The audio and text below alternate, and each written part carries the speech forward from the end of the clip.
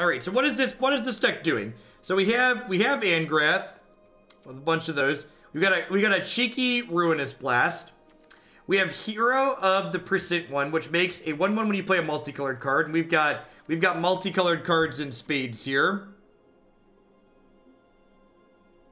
Jeff's stream is basically so you think you can dance, but with decks. Heroic Reinforcement seems especially powerful with Hero of the Precinct, because, like, this makes an extra token off of this, and this gives everything you control haste, so it basically makes 3 tokens to kick up when you have the hero in play. So, let's see how this goes. Fireblade Artist was a card that felt reasonable in the Mardu Aristocrats deck that we played yesterday. Makes you capable of aggressive starts.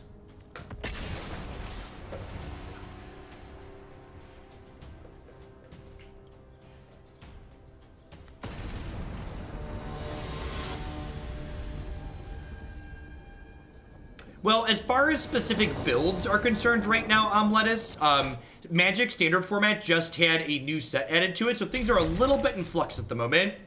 In general, you can go to a site like MTG Goldfish, or MTG.fish for short, and they'll have a page up there that has a lot of archetypes that have been being successful in Magic tournaments recently. But the data on there right now is going to be a little bit dated because it doesn't include cards from the latest set.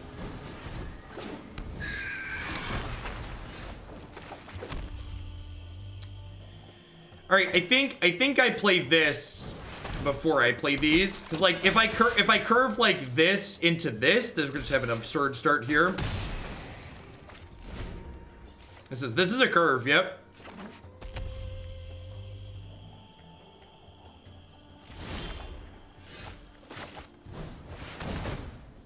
The first standard tournament with the new set is next weekend. So Star City Games runs the largest independent Magic tournament series in the United States.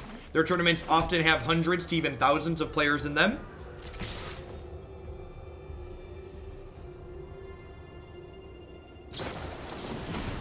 Wow! Oh, we're playing against Grixis Pirates. Wow, brutal. Definitely wasn't playing around that one. Yeah, Fireblade has haste. That's why this card's playable.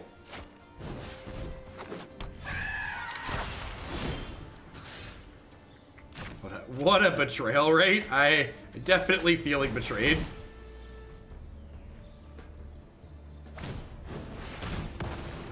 Okay. Getting a Pirate Leak used on that as opposed to one of these feels pretty reasonable for us. They're trading aggressively here to prevent our Legion landing from flipping, which is interesting.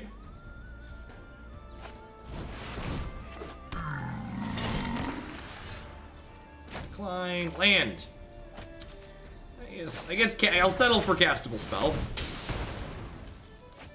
Ink Arena now is viable for testing for SCG or GP, or is the meta too weird? Well, let's prefix your statement with something else that I think is wrong. Playing random matches on Magic Online was never good testing. Playing random matches on Magic Arena, also not good testing. But it wasn't good testing to begin with.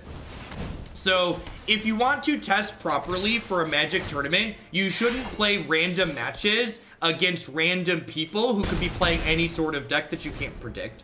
Good testing, in my opinion, involves sitting down with another player who you know is a good player and playing meaningful games of Magic with archetypes that you expect to actually play against. Lettuce with the $5 tip. Thanks for that, I appreciate it. Ooh. Decline that one.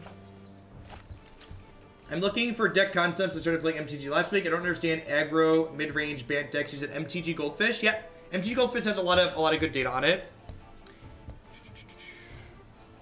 Yeah, we used to, way back in the day, before I started streaming full-time, when I was mostly still traveling to play in a lot of tournaments, I streamed a lot of my tournament prep. So if you don't mind watching some older formats and you go back and look at my YouTube channel, you will see a bunch of my tournament prep on there. Yeah, you can play practice games, and the most important thing to take away from what I'm saying here is that playing games of Magic is better than not playing games of Magic. So there's a step in between good formal testing and doing nothing. And playing games of Magic on Arena or Magic Online is definitely in between good testing and doing nothing. There's definitely a middle ground between those two things. And Arena is definitely one of the many options in that middle ground. But like, so to give you a concrete example of like why playing random matches isn't good testing necessarily is because let's say you're playing in a tournament and you expect to play against 4 or 5 different decks at a given tournament. Well, your testing on Arena could literally end up playing against only one deck because you have no control over what you're playing against.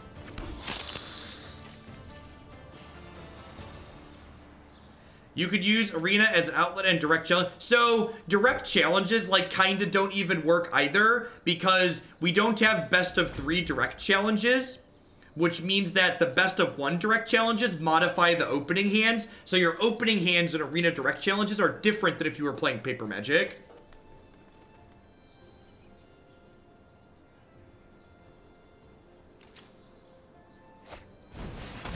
So hopefully we get best of 3 direct challenges sometime soon as well.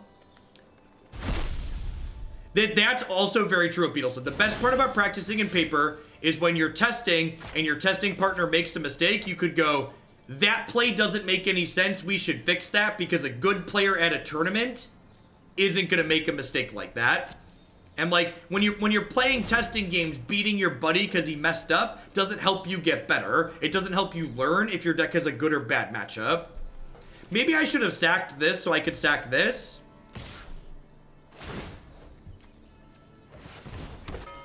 This proves the shuffler is broken. This is the unverifiable proof that we needed. Thank you, Hogland, for blessing us with this proof. All right, if I get to untap, this kills them. I should have sacked the token 2 turns ago.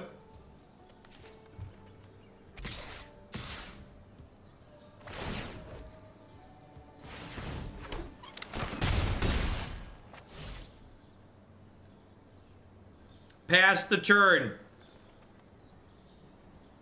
Pass the turn.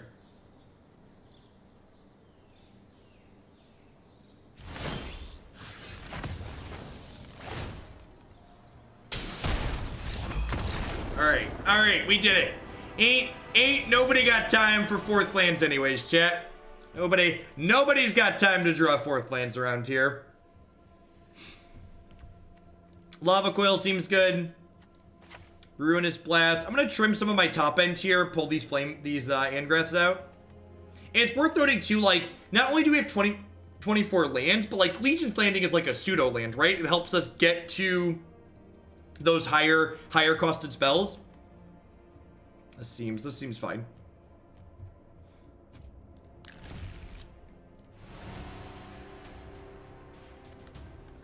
One of the things that you need to realize, especially as new players, is that Magic is really easy to play when you have the perfect mix of lands and spells. Sure, there's some decisions, but good players and mediocre players are going to make similar decisions when you curve out perfectly.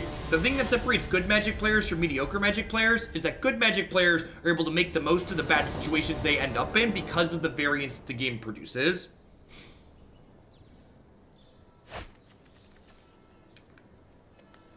Whoa!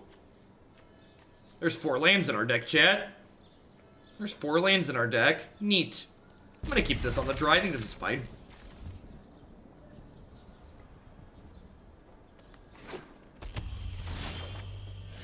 Perfect. That's exactly what I wanted for Christmas. A 2-drop.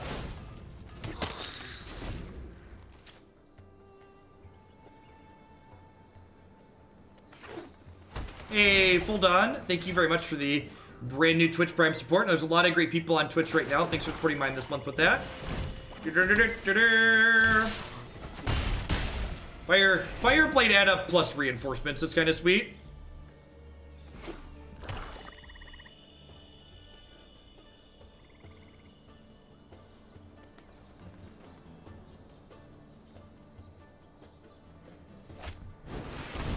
Captain Lannery Storm. This is an interesting card. So, like, this is a card that Grixis, 3-color mana base can leave a little bit to be desired sometimes. Like, this is a card that's like, it's mana fixing in a way, right? Is there anything I can sub for Dream Eater? If you have a copy of, what's it called? If you have a copy of the Make Tokens cards, you can put one of those back in. That's a real good one. It means we're gonna get to heroic reinforcements next turn and just like beep beep run them over. Hopefully they don't have a counterspell up. There's a good chance they're gonna have Lookout Dispersal or something of that sort available to them next turn, which could counter our heroic reinforcements. That being said, this is when you cast, so even if they counter this, I will still get a 1/1 counter from my hero.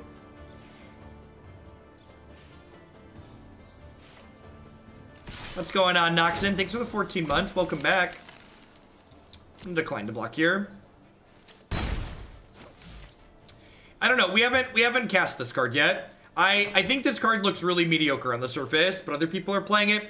I agree that both Aurelia and what's it called? I'm blanking on its name. It's not the Seraph of whatever also seems better than this card at a glance.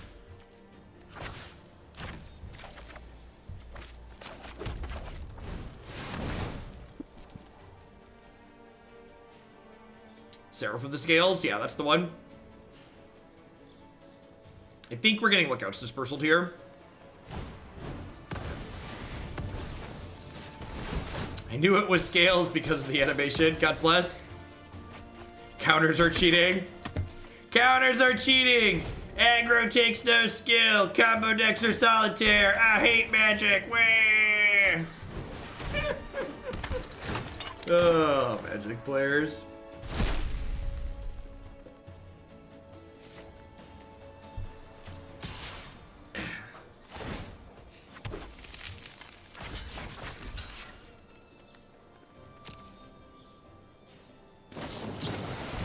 Wow! Oh god, Chet, we activated their trap card.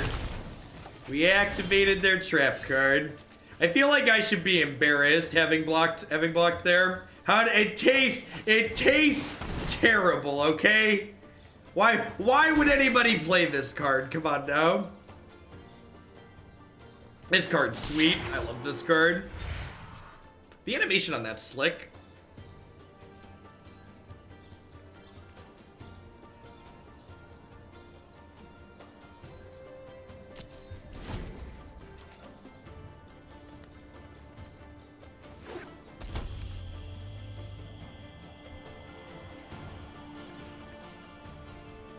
Linear idiot. Wah! Interaction. I just wanted to be a linear idiot. Wah! Oh, magic players. Maybe if you played better decks and built them. Oh, did you just hear my clip playing over there? That was funny. I clicked on the clip. I had YouTube set up to go to my audio. Normally I have it set up so it doesn't. Chrome, please go to my headphones. Sorry about that. Normally you shouldn't hear me when I watch a YouTube video or pull something up on the side. I was like, oh wait, my desktop audio is going up. That's real bad. We're super dead here, right?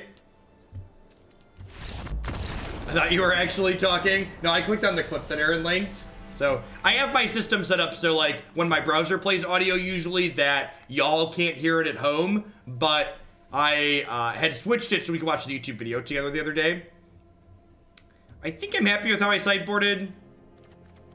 Just be a little bit more aggressive on the play here.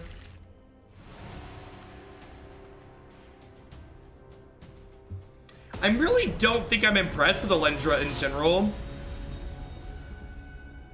I like that other Jeff guy.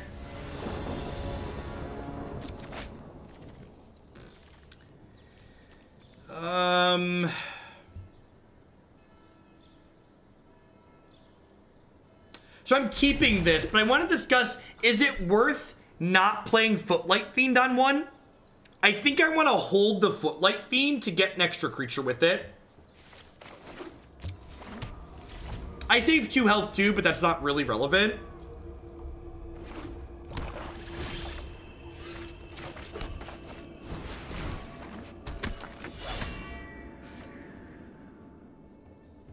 I like that, but I also play Memekin. So you're a dirty, filthy neck decker who plays tier 1 decks, Marty? I saw that Memekin deck on the internet.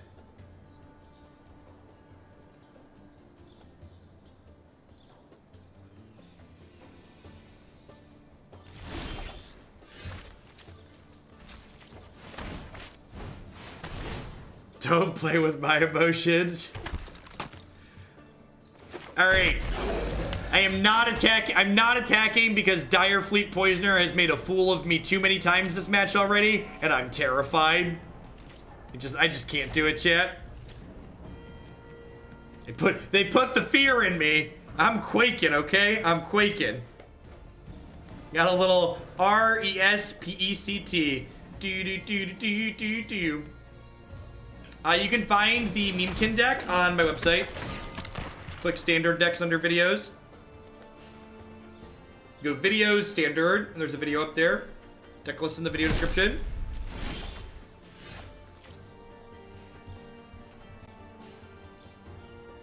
If you're hearing the audio being played twice, there's probably an issue on your end.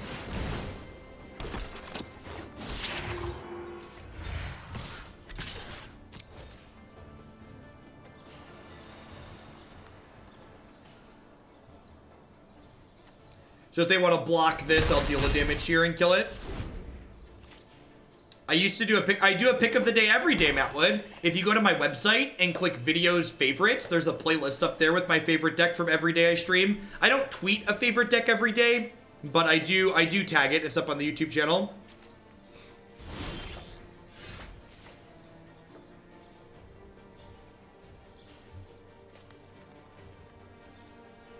Whenever another creature dies, put a 1/1 counter on this.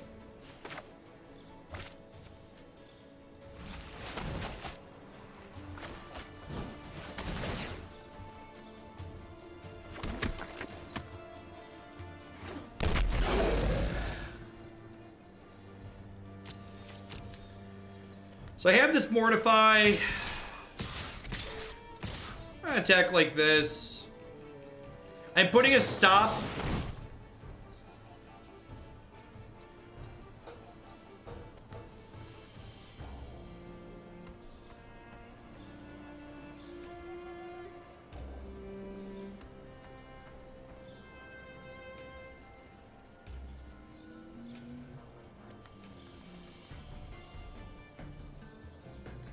Man, when they downgrade Plague Wind to 3 mana. Alright, so I'm gonna Mortify this. I'm gonna Mortify this, which triggers Duskrows and this. So then this is gonna kill this.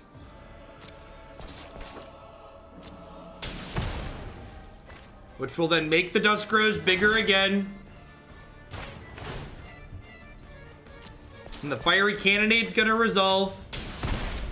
And the Duskrow's gonna get huge. Triggers.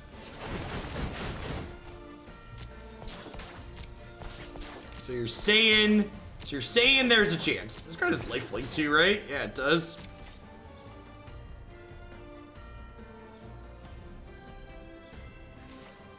Dunk.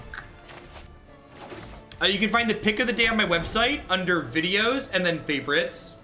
I tag a favorite every day.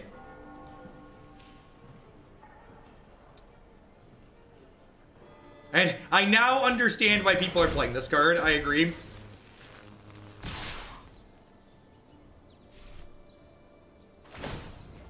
So, removal spell is lethal.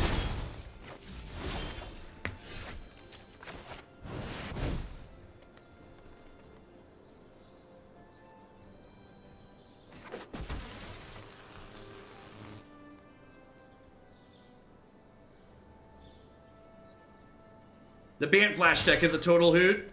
I'm excited to play that one again. Oh, we're playing Bant Flash next today. That's exciting.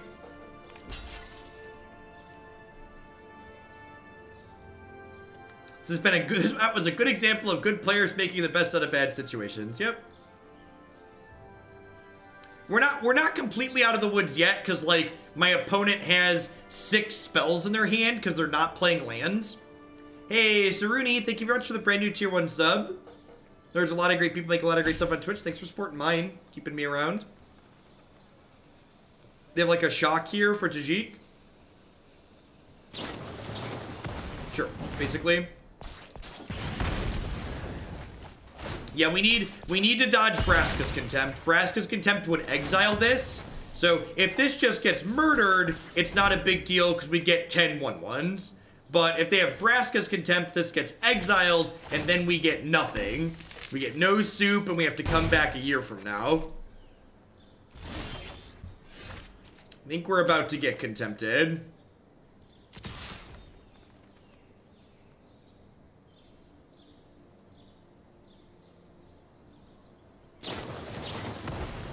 Unfortunate.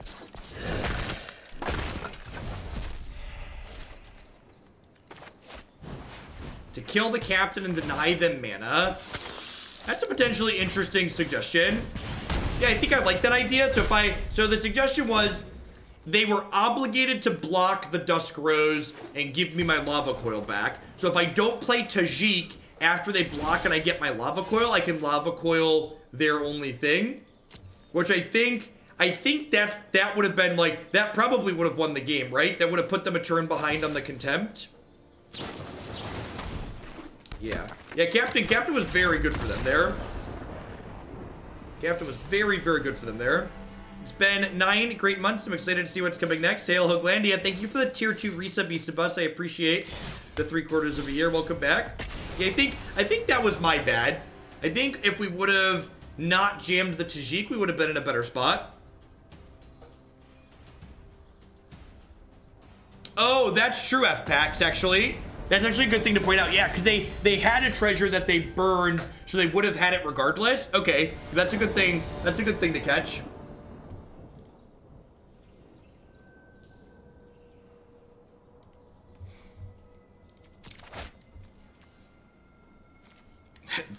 Real decks have curves, chat. Real decks have curves. 1, 2, 3. It's just elementary. Bump. Esper Amulet, definitely. What could it be?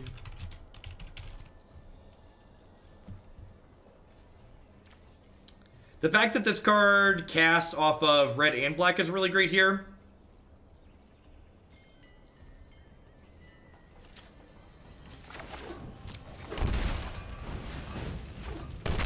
What color's token deck are you playing, Taurus?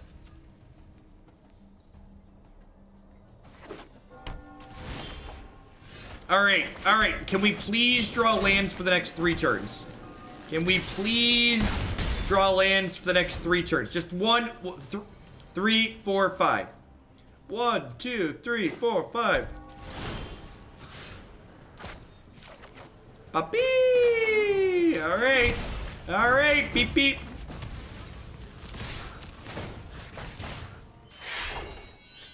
I'm done. They're actually going to be dead before they can Kaya's Wrath us, which is great.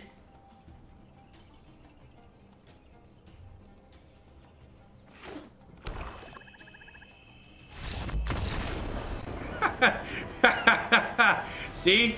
That's why real decks have curves, chat. Because of stuff like that. Do we put them on a control deck and board in Frenzy? I feel like I put them on control and board in Frenzy.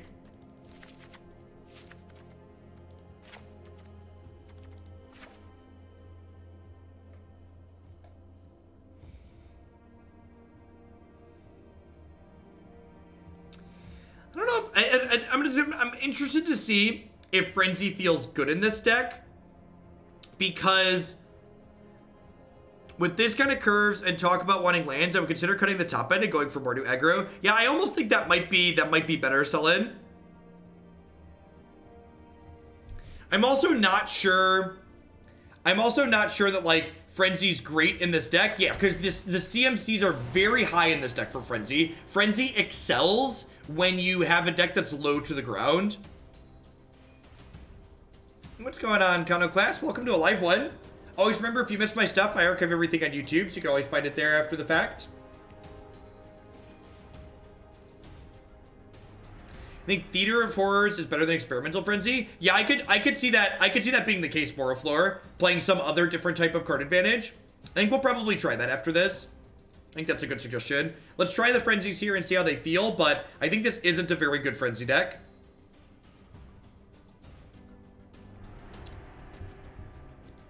How do you feel about dragging the curve down, Bronze? Like maybe not going up to the full 4 Angraths and like the Urza's whatever. Like playing some more 1s and 2s.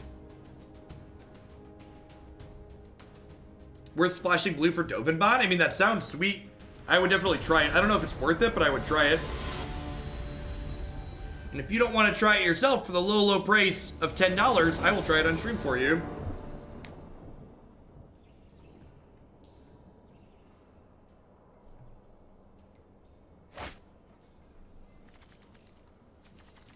Sure. This is a good combo too. Just like this goes wide for you, and this makes other things bigger. We've not played Rakdos Burn since the new set release, no.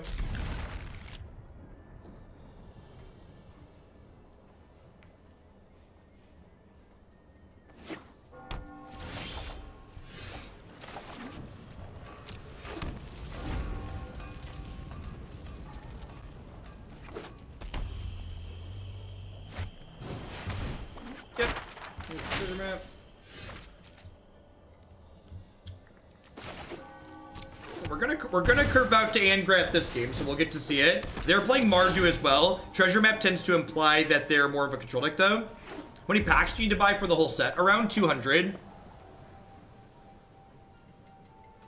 With wild cards, about 200 should do. Hey, Amish Doinks. Thank you for Amish Doinks 420. Oh, Twitch usernames. Thank you. Thank you for the Prime support. Welcome, welcome. I appreciate it.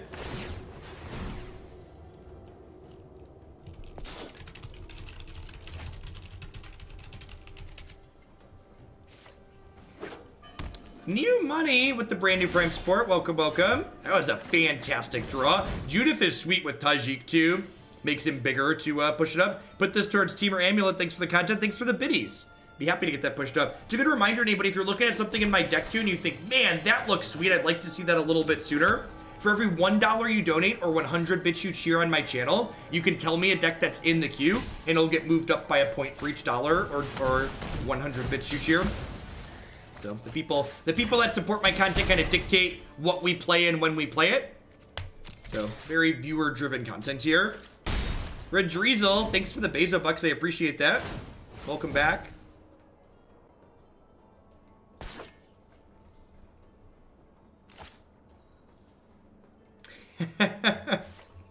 There's a ton of hype around the new standard, and I see why. I mean, it feels so far like we took the standard format we already had and just like added new decks to it, and like the previous standard format was already so varied.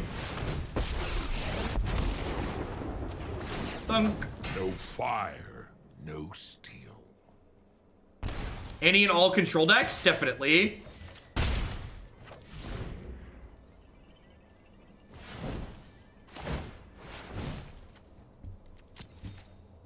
Dawn of Hope might be a hardish one to push through. I guess probably not. We have a bunch of hasters.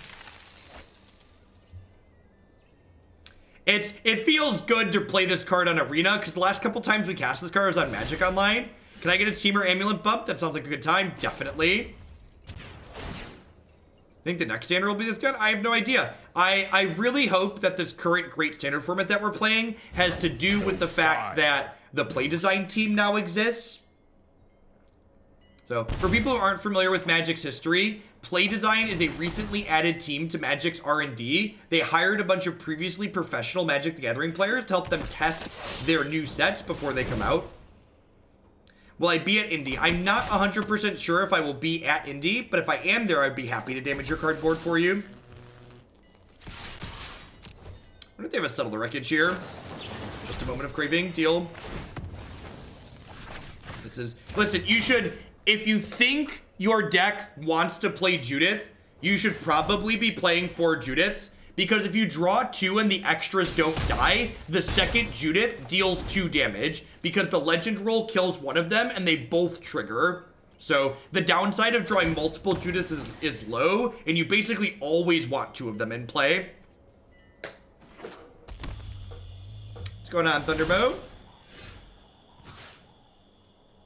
Do I want to bin a creature? I think I want to bin a creature just because there's a chance my opponent has Settle the Wreckage here. Hey, Shula Hula with the brand new Prime Support. Welcome, welcome.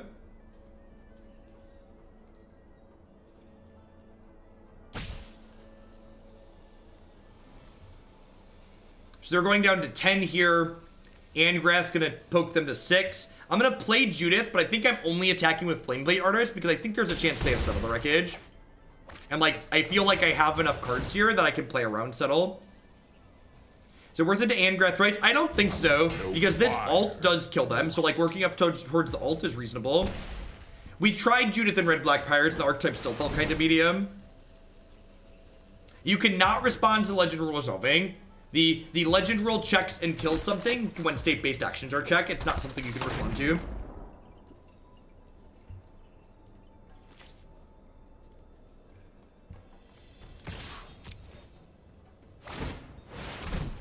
Oh, I guess Dawn of Hope makes this attack bad.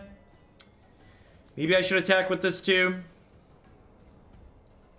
Yeah, I didn't think about the token until they did it. That's a good catch. So I basically gave them a health with this attack, so it's a bad attack. I gave them a health and let them draw a card, so it's a bad attack. Probably should have attacked with both of these. They probably do the same thing, but they end up down 2 points of damage. And like, remember, they need to... Some Angraths are definitely good in this deck because this squeeze here is excellent, right? Like, they need to answer my board or they're dead, and they also need to answer the Angrath or they're dead. Let's push a couple of things around here and see how it feels.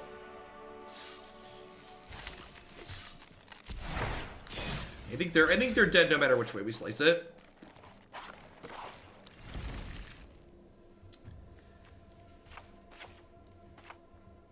Alright, so I'm gonna do that. I think these experimental frenzies are meeting. What's this other card called? Is it Theater? Theater of Horrors. Immediate upkeep, exile the top card of your library. During your turn, if an opponent lost card, you may play cards. Wow, this card is good. That's really good. Dawn of Hope is some hot nonsense. Let's play this. Yeah, it is. This might be main deckable.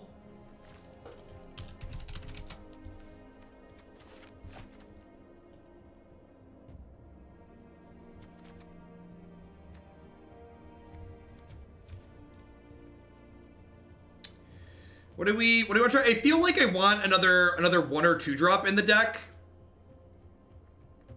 I feel like I wouldn't mind another 1 or 2 drop. What are other good 1s and 2s? What did we play yesterday? Beaumont XL.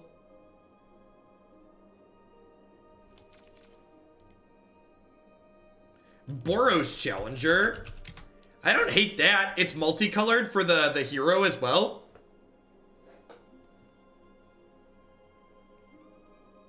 I like this.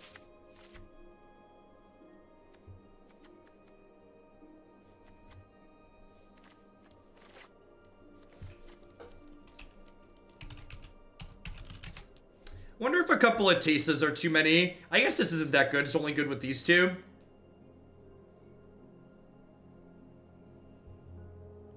What a couple of Theaters main. Let's try a couple of Theaters main. This card seems sweet.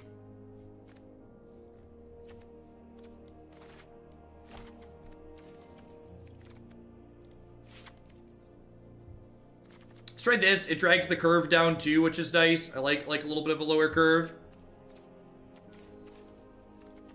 That's my separate. Look at a couple Duresses, extra Theater. Let's put a couple of Mortifies in here. The Dovin bad? Don't you be mean to my boy Dovin, okay? My boy Dovin is doing the best he can in this hard world. We played a blue-white Dovin Planeswalkers deck to start today. It was okay. Had some neat things going on in it. I don't think the actual list we played was good, but it had some neat ideas present. Heroic Reinforcements is a good bit of pick up and go. Just like beep beep, run them over. Alright, Stream Decker should be updated. Let's dive into another match.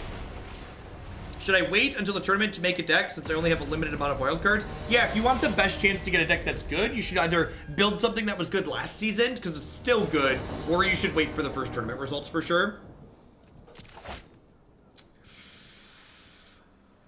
So I'm going to mulligan this hand. Even though we can cast these 2 cards, This is a hand that needs to draw both lands and spells. We need more spells because these three spells aren't going to win the game. And I need to draw red source. So this is a pretty easy catch and release. Unfortunately, we're getting punished with this. But let's take a do-over. Take another one. All right. Scry into some lands here, shall we? What's the shock land split place in here? There are all 12 shocks in this deck. Godless Shrine, Sacred Foundry, Blood Crypt. Yeah, we have all 12 shocks. Good. I don't think Kaya is a very good card. I think she's at best a sideboard card. I don't think she really does enough.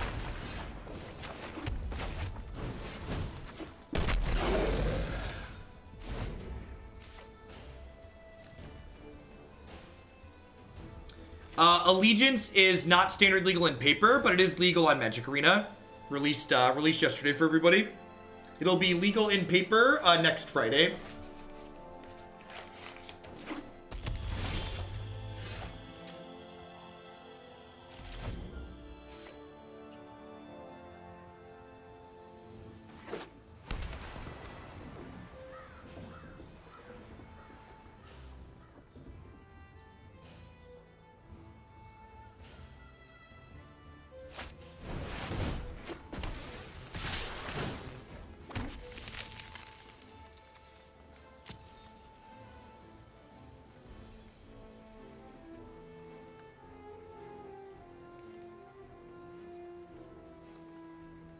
Standard builder runs are 25.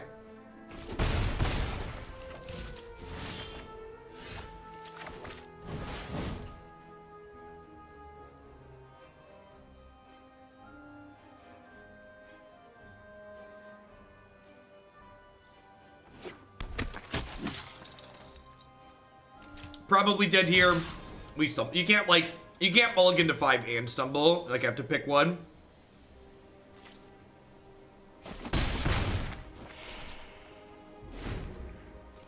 Someone asked the reason why I didn't attack on 2. Sorry, I was eating a snack. The reason why I didn't attack on 2, well, that animation is sweet, is because the opponent's deck has Dire Fleet Poisoner in it.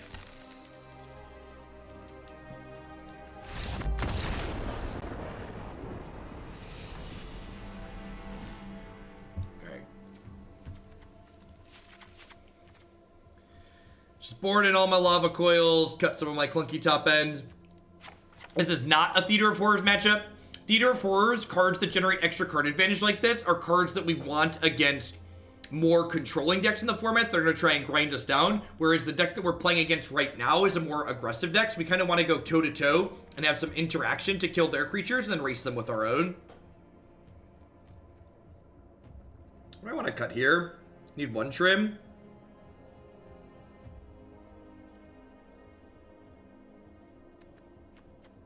I mean, like, I had trades on that board. We just weren't winning from that board position, Jackal Girl. We just didn't have enough resources.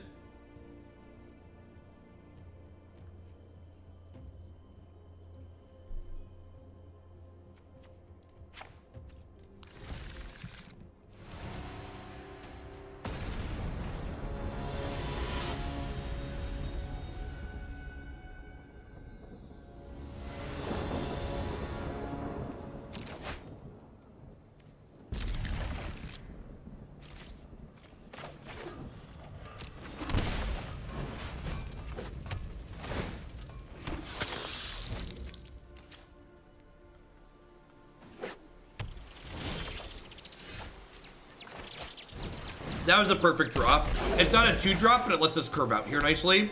And then next turn, we'll be able to play Tajik and flip the Legion's Landing over. So, good solid curve here for us this game. Is it like averaging close to 3K? Well, that won't be the average, right? Because we were under that for a little bit. But it's sweet. Magic, I genuinely never thought I could have this many viewers with Magic.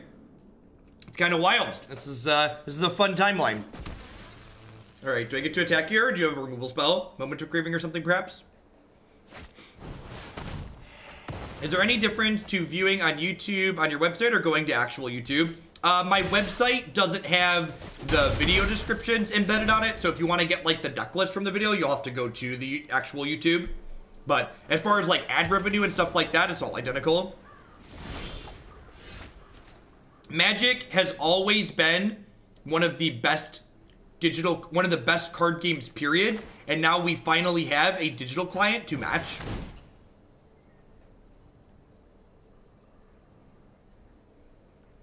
Yeah, I don't know that Pitiless Pontiff is really what we want to be doing. I like that Boros Challenger, like, makes my 1-drops better.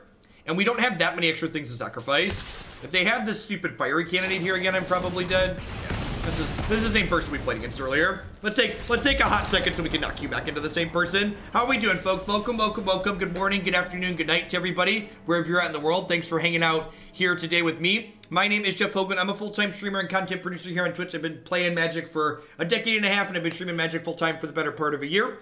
If you find yourself enjoying my stuff, please consider subscribing to my channel. My subscribers are the people that keep me employed here full-time. I wouldn't be here day in and day out without their wonderful support. By subscribing, you'd also support my stuff by checking out some of my very wonderful sponsors. Harry's Razors would love to help you get that nice, close, clean shave using code Jeff Hoagland at bit.ly/HoogelShave. You can save $5 on your brand new shaving starter kit with them. Remember, just because you have a nice beard doesn't mean you need to have a neck beard. HurlyBurlyStudios.com will love to help you customize your Magic the Gathering cards. They do professional Magic the Gathering altars, border extensions, full art replacements. You can see a great portfolio of all of her stuff at HurlyBurlyStudios.com, and you can save 10% on orders you place there by using code Jeff10.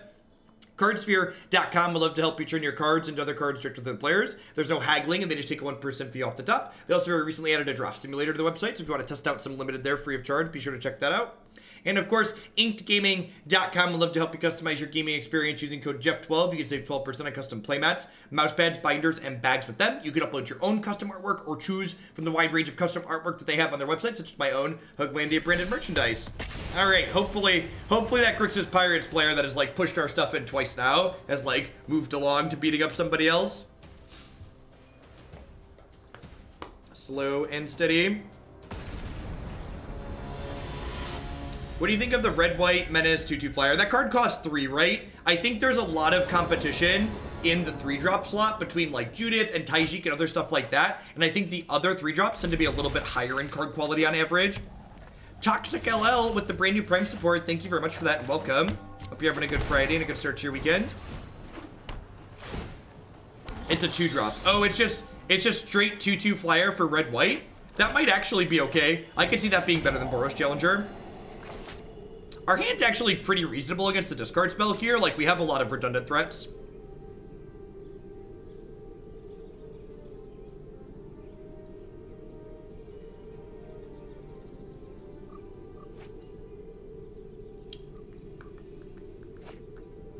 You got me to subscribe because you referred to Bant Fog as the Toronto standard, which explains why I like that deck. Thanks, Clepster. All right, beep beep. Morning, Anner. Have a sword back. I built the Dino Frenzy list in your queue and I've been having a blast with it. Just 1 through 6. Settle the Wreckage with the massive Banefire. That deck is so good against Banefire, or against Settle the Wreckage, because like you use all the mana they give you. Well, Judge Judy will be good later. However, we do need another land at some point here. Hoping to not get Ritual of Senator Kaya's Wrath next turn, but all signs point to death.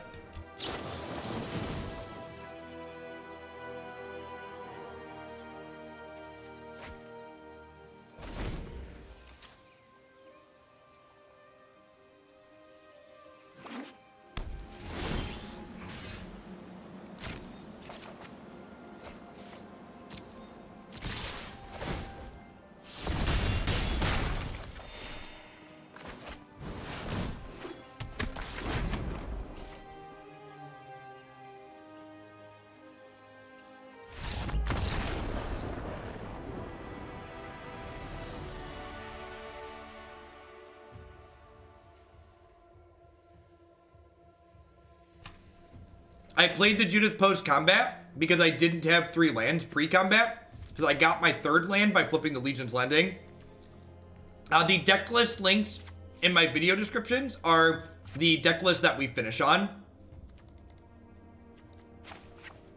Someone asked about Alendra. I'm not convinced this card is good. So, like, if you're hesitant about burning a Mythic wildcard on it, I'd wait. I'm not sure if this one is wonderful or not. I have a lot of cards for control here. I brought in Angraths, Theaters, and Duresses. It's possible that I have just too many cards for a matchup like this. Maybe I don't want Angrath just because he's super expensive.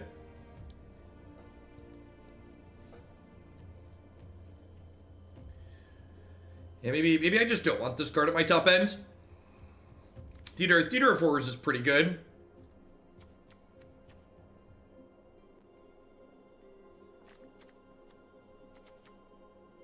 I could maybe trim like Boros Challenger. How many creatures do I have? I have 21 creatures. That's probably... Yeah, I think I'm going to cut Angrath.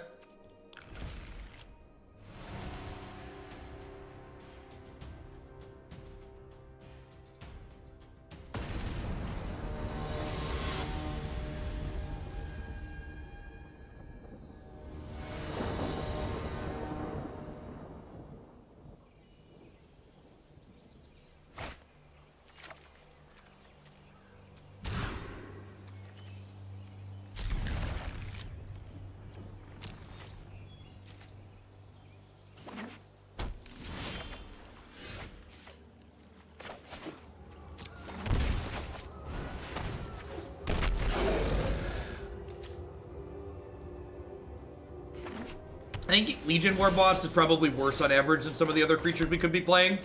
Like the other 3 drops that we have. I'm electing to play this on 3 so that we can make a token with this.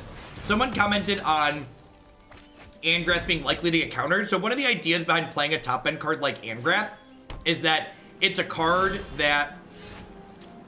That's pretty good. What am I doing here? Do I want to get the Theater going? I feel like I want to get the Theater going, right?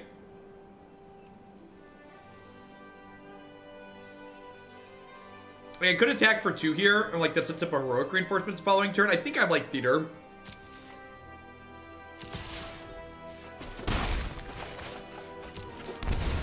We're civilized folks here. Let's take a trip to the theater. The theater. They burned a Quench already, so like this is pretty likely to resolve.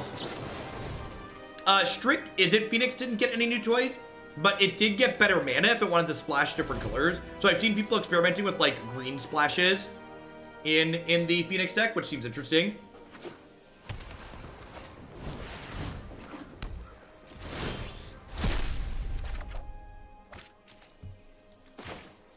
All right, beep beep.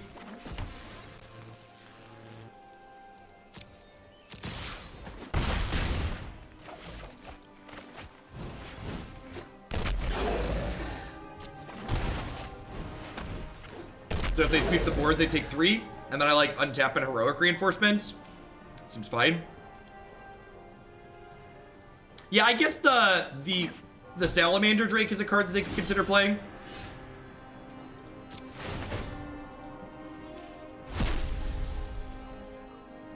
So this is actually, so you saw I got the option to stack my triggers there. I think it's pretty important that I stack the triggers the way I do, because this way I get to see if there's a card underneath here that I want before I sacrifice something to this. I think I'm sacrificing something either way here, because I think there's a good chance that my opponent settle the wreckages this turn. So I don't think I want to attack into settle fully. I think I'm just going to go ahead and attack with these 2. I'm going to attack with the 2 Footlight Fiends plus play another.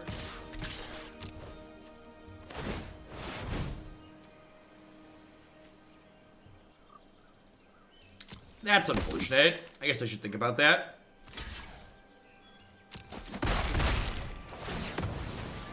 Yeah, it was a little loose on my part. Keep forgetting Dawn of Hope makes tokens. So I can play this. I'm gonna shock this in because I can activate Theater of Horrors. This is instant speed, right? Yeah. So I'm gonna. I dealt 2 to myself to deal 1 to them, which feels good. This can also deal damage to Teferi. So if they downtick this. That one. Doink. And now if they don't have like a Spell Pierce, this Heroic Reinforcements is lethal. Just like beep beep. It's actually exactly 11. It's 2, 4, 6, 8, 11. Theater was great there. It was very, very good. Dunk, dunk, dunk, dunk, dunk. It's so satisfying listening to the bunk, bunk, bunk, bunk, bunk. Just like, Yeah, Theater seems like a good addition. That card seems really powerful. I think there's definitely a good straight black-red aggro deck somewhere in this format, and Theater's probably a part of that. That's true. Sacrificing it does do one more. Little boops. Little itty-bitty boops.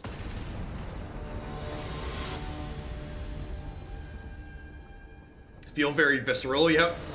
There's a reason why my 3.5-year-old likes playing Arena with me and won't sit down if I have Moto up.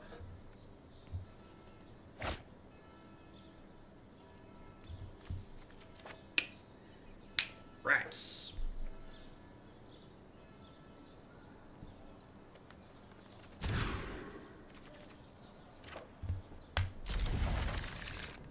My name is very Dutch, but I have 0 accent. What's up with that? So contrary to what many people think about the United States, a lot of people have immigrated here, and my family immigrated here a couple of generations ago from the Netherlands. I'm born and raised in the central United States, where I live in the Midwest, but you know, pretty much everybody has history other than the Native Americans. That's why they're called Native Americans. So I am not Native American, which means my family immigrated here at some point. Moving parts and flashing lights, exactly. Well, hopefully we find some spells here at some point.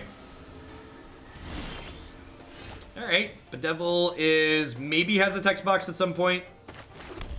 Doesn't give me a play this turn though, which kind of sucks.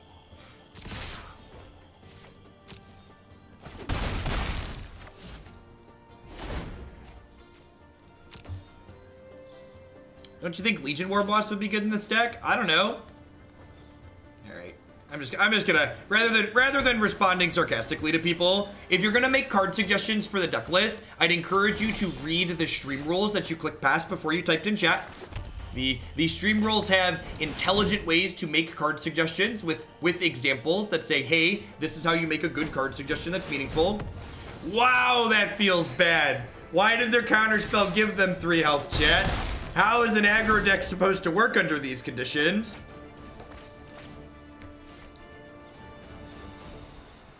How is an aggro deck supposed to work under these conditions? This is completely unreasonable.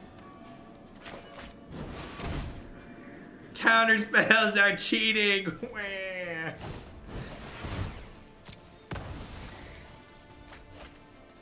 Well, the good news is, while they still have a lot of health here, the search for Escape is pretty far away from getting turned on. Their graveyard only has 3 cards in it. And if they find Teferi, which is their other source of card advantage, we have Bedevil to check that, which is nice. Is that why I have a crappy mix of Chicago and Southern Florida accents instead of an Eastern European one? It is. It is.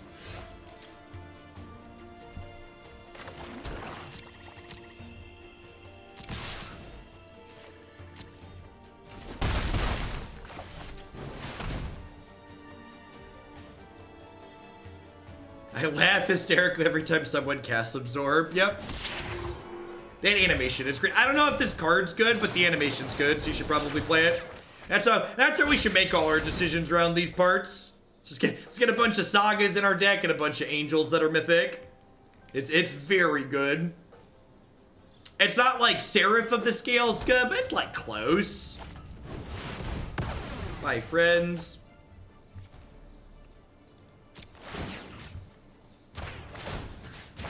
This game's probably done. I need to draw, like, running heroic reinforcements to have a chance here.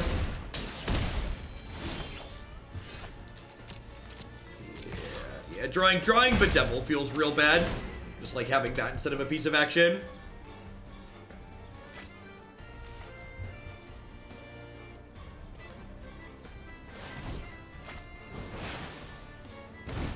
I know I can kill Teferi. I'm not conceding because of the Teferi. Adult fruity drinks are on me tonight. Thank you, Brecken. I don't know if it's going to be on stream, but Matt's coming over tonight, so we're probably going to drink at some point.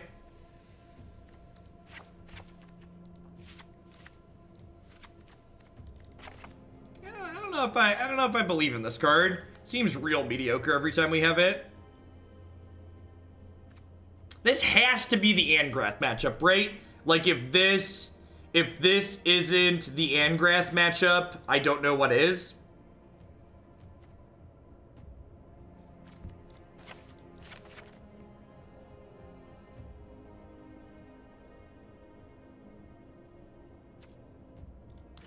Let's try the Angraths and see how they feel. It might be that the Angraths feel bad, but again, we're just trying to... People often come in and, like, ask, like, what our record with the deck is, and especially early in the format like this, I'm not really caring about the specific record with the deck so much as I'm just trying to learn which cards feel like they fit well into specific matchups.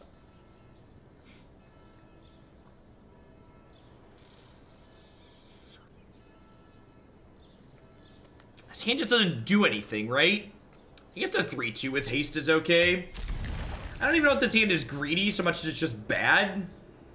Like, no play till 3 is kind of mediocre in our... Like, we're definitely the aggro deck here, right? Hopefully we'll draw a 2-drop on 2. Nothing but professionalism here. This is perfect, because it means Tajik gets to mentor on 2.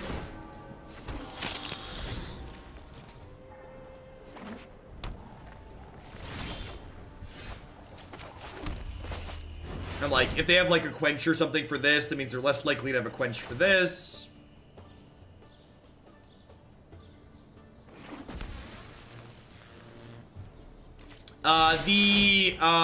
What's it called deck? Steamkin deck. Mono red Meankin. So...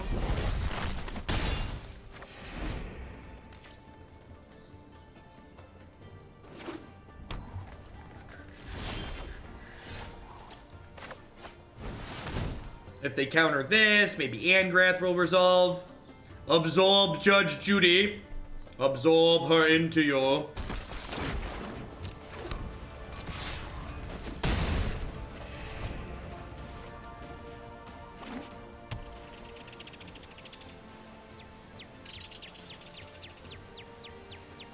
What deck so far has felt the strongest? Probably some iteration of Gruul. The Gruul deck seemed really sweet. So, if I play this, I can flip Legion's Landing this turn. The problem is, if I flip Legion's Landing this turn, I'm, like, attacking super hard into a Settle the Wreckage. I could attack with just these two, and then if they settle me, I untap and play Angrath the Flame Chained.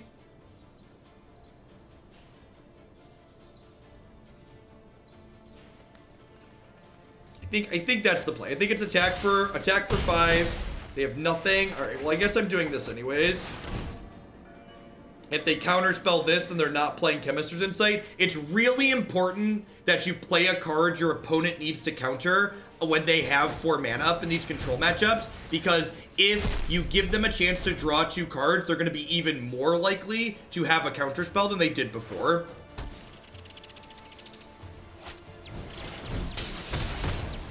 Yeah, it feels bad, man. Only get 1 trigger here because Judith doesn't work on tokens. Alright, beep beep.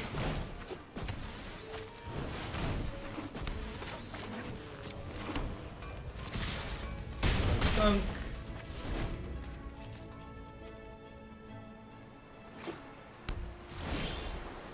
Yeah, Jund aggro seems interesting. I've got, I think there's 2 different Jund Judith decks in my deck queue at this point.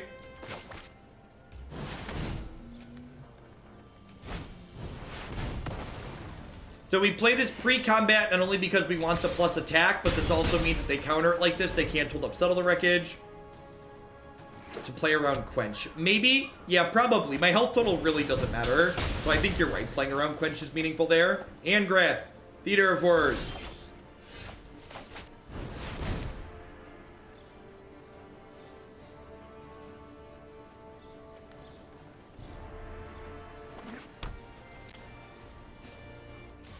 Yeah, Extremely civilized, Rectors. We partake in the theater. We enjoy a good show.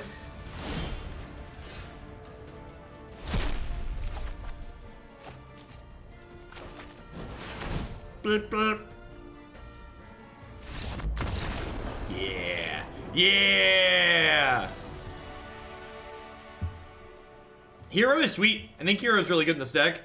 Theater is also absurd. This card is great. Yeah, it feels. I think we're gonna cut Alendra after this match. She's been really unimpressive. Light up the stage. Yeah, light up the stage seems sweet in Phoenix.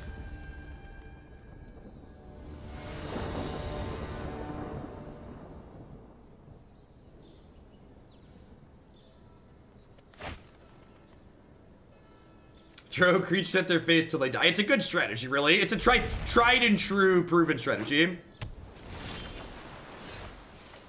Is there any red deck that shouldn't play light up the stage? Yeah, definitely. Jeskai controls like a really easy example. Decks that play counter spells generally aren't going to want to play that card.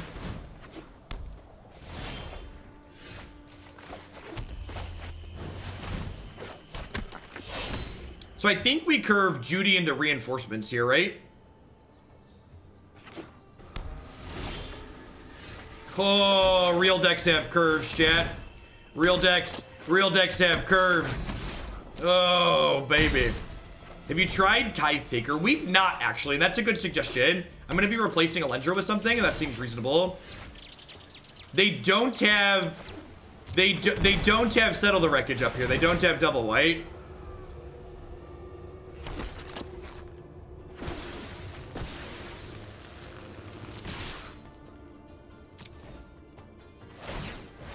Sure. Yeah. Resolves.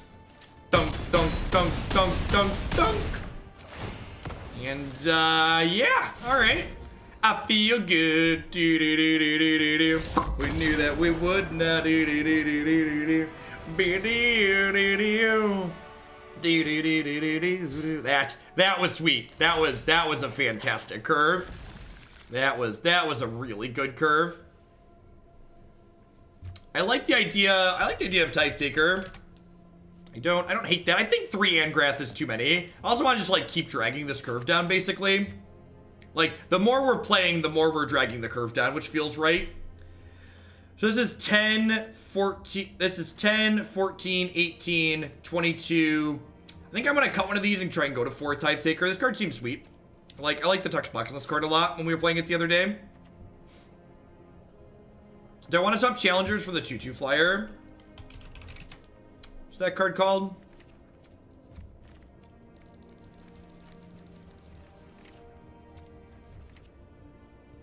Sky Terror? Nah, I think I prefer the challengers. I like the challenger works well after my 1-drops, and challenger like is a mana sink technically too, so I'm gonna leave it how it is. Let's rename this to Mardu Aggro. The Memekin deck is a lot of fun. It draws a lot of cards and it works pretty hard.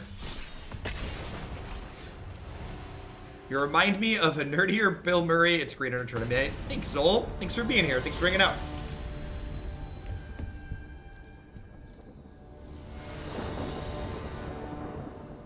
Do you think Selesnya is dead in this meta? I have no idea. We don't know what the new decks look like just yet.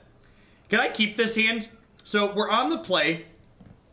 And I think even though we have this many lands, this curve is fine. Like, having this many, like, theater sets us up to be able to go long. So, like, the fact that we have more lands is good if we're going to be going long, right?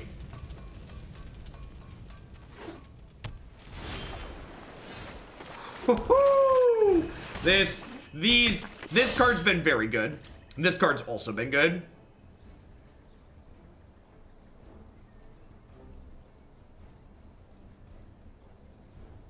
The Bant Flash deck's a good time. We've got another half hour, 45 minutes with this deck, but then we're going to be moving along to that one next. Oh no! How am I supposed to enjoy a night out at the theater, opponent? At least we drew this haste creature. We got that going for us. Yes, I agree. Theater feels like what this deck wants much more than Experimental Frenzy. This curve is great here, though. Let's just keep drawing spells. Beep, beep, dunk, dunk.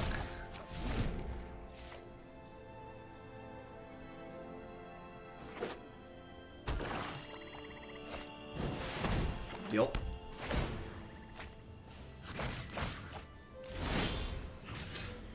I'm going to sacrifice this because it gets one extra point of damage in here, because I think there's a good chance we get Ritual Ascended next turn.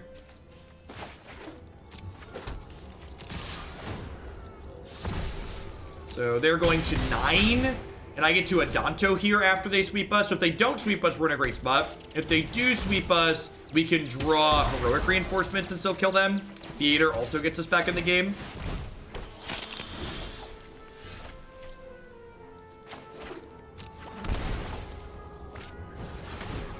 Alright, so they had turn 4 Sweeper, and we're still, like, playing a game of Magic here, which seems sweet. I was like, that's really all you could ask for out of your aggro deck. You're like, alright, we got swept on 4, but we're still, like, actually in the game.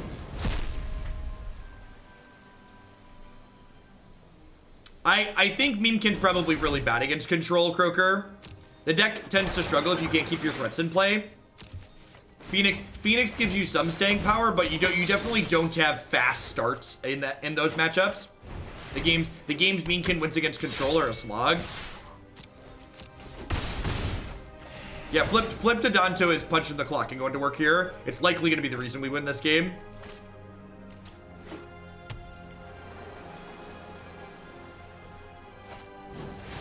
You got her, she's dead.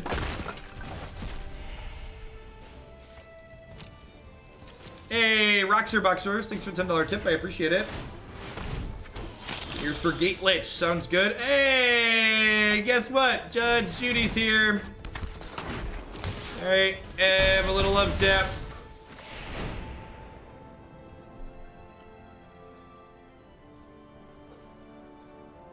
I think Judge Judy is nice too.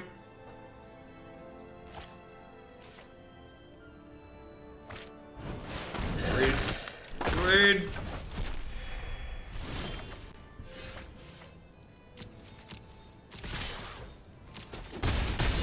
Dunk, dunk, dunk. Can we pour one out for my boy Legion's Landing? That was... Adanto, the first fort, supplied the troops we needed to win this game.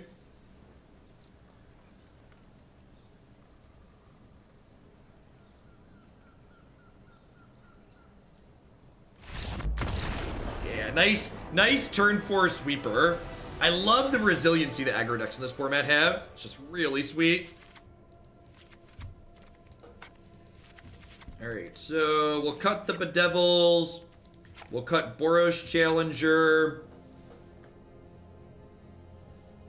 Yeah, Adanto did a lot of work. What do I want to trim? I think I need to have Judge Judy sign her, put the swords any deck that has her in it. Sounds good, Captain Command. Need 3 more cuts here.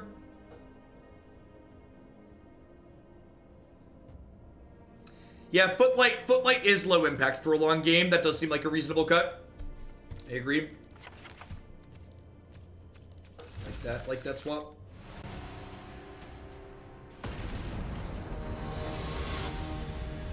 I think Profane Procession could have a spot in the sideboard. I definitely don't think you want to cut Lava Coil.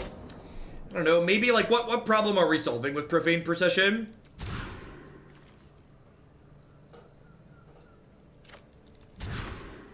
It's fine, chat. We get to be on the play for game 3. Everybody calm down.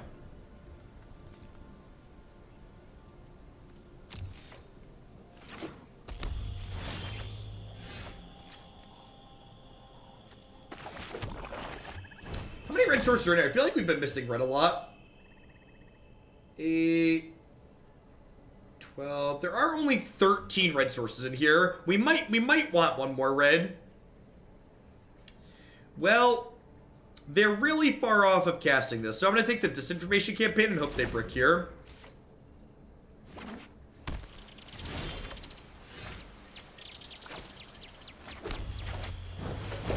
Alright. I mean, we mulliganed low, but their hand's not good. He says as they draw the second untapped blue source. Sweet. That miss there is really good for us. You're about to enter the courtroom of Judge Judith. The people are real, the cases are real, the rulings are final. Alright, so...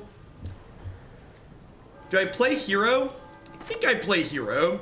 Oh, I could... I think I'm gonna play hero.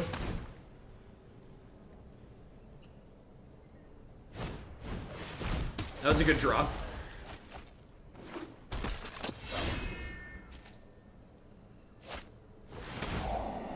That's a good hit too. Probably gonna be in trouble here. Yes, they hit their blue source. Their fourth land slash blue source, I assume.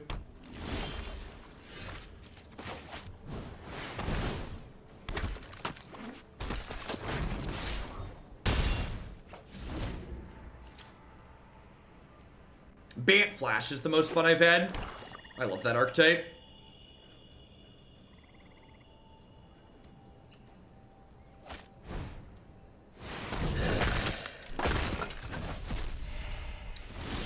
I think that was the best possible play for us there.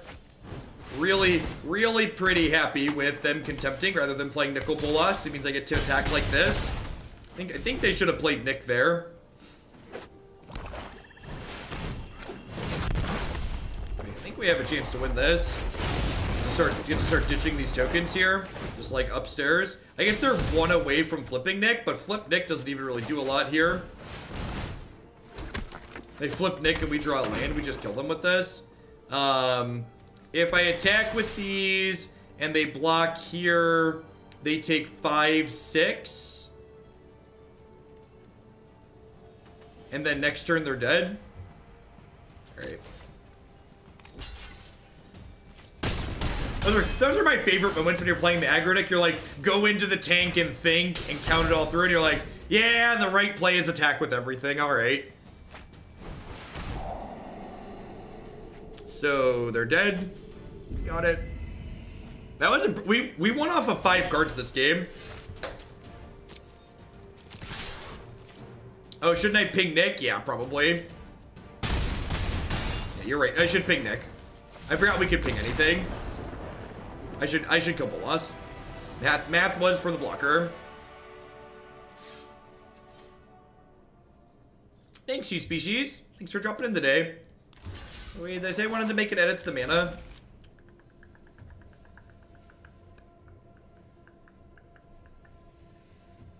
How many black are we on? I've got 8, 16, 17, 18 black. So I'm actually gonna cut these bedevils and put Mortifies in, because that lets me cut a black source pretty easily. It might even let me cut 2, honestly. Because, like, bedevils are only double black card. There's only 13 white in this deck, too, huh? Yeah, I definitely want less black and more white. So I want to cut, I think, 2 Dragonskull Summit for 2 Clifftop.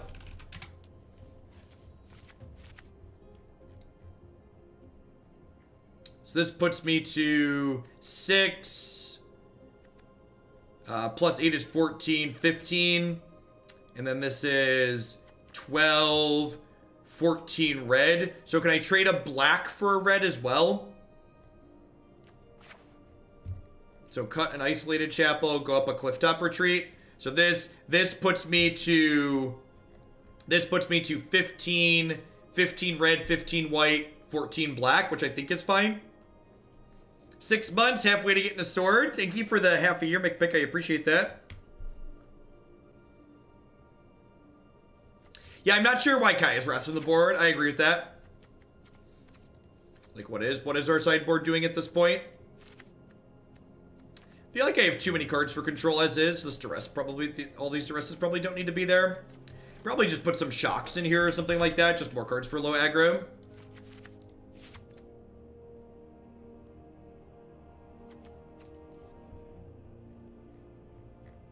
I mean, you don't have to play Legion on one. It's really hard to sculpt your mana to be able to play both of these cards on one. Moment of Craving. Yeah, that's a good suggestion. That's better than Shock.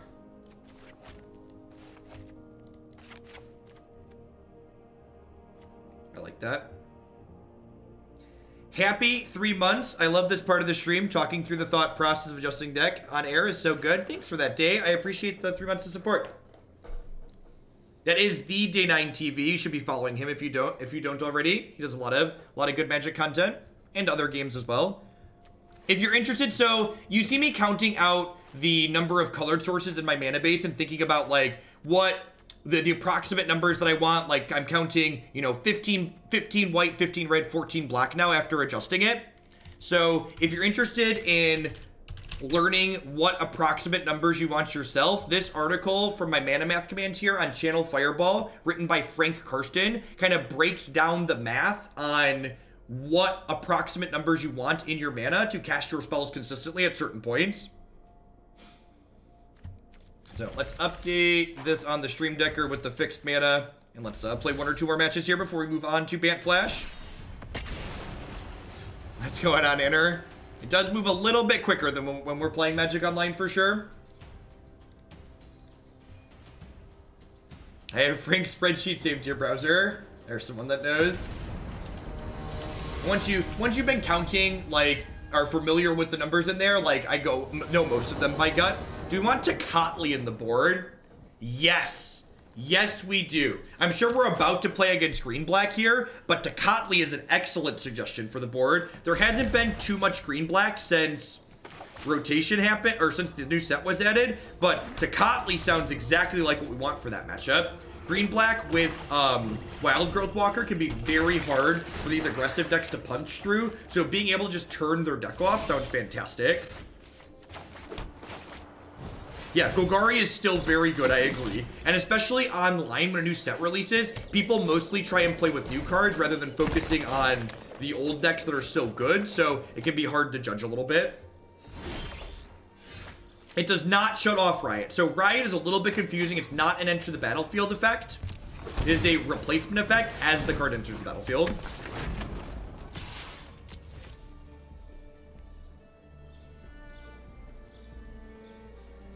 Judith is sold out. Judith is very good. And this is a card that when you're playing her, you want to play for. Because the second Judith is also good. That's kind of gross. So let's these draw cards now.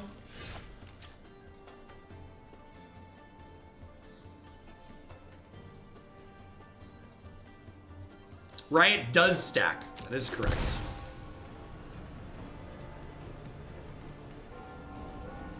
No, the conjecture list was really bad, DMS. I wouldn't play that archetype again. Felt really clunky. So I'm not attacking with Judy, but I am going to attack with these.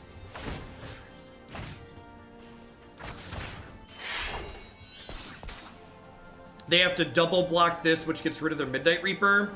And while they do get to draw a bunch of cards, they trade all their stuff off in combat here. They're still taking a large chunk of damage. That should hopefully let us push through.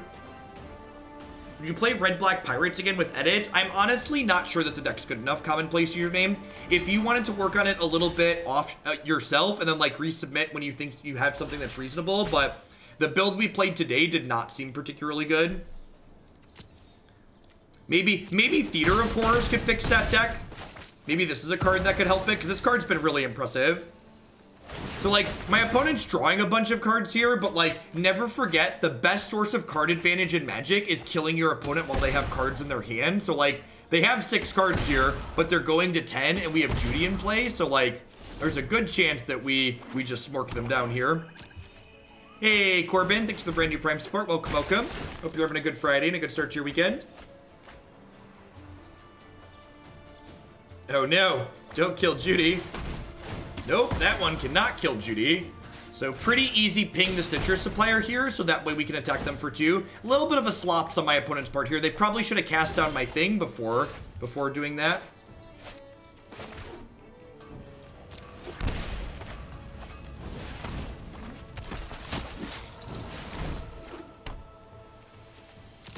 Nice, Starling. It's possible Bant Flash wants some copies of Revitalize to help stabilize its health total against the aggressive decks. I was kind of struggling to figure out what my last couple sideboard cards wanted to be, and I think Revitalize might be the answer. You exile Judy. Rude.